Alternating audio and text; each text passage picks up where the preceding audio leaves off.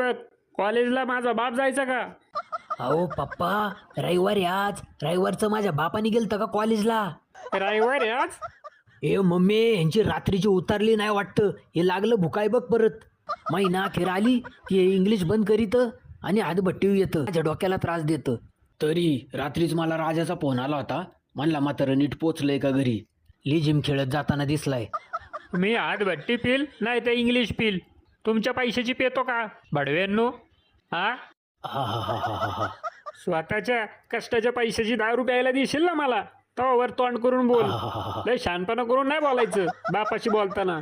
काय बरं भुकायचं बंद करा की आता, नाहीतर लिव्हर फुटून मारसाल आणि गाव गोळा करसाल.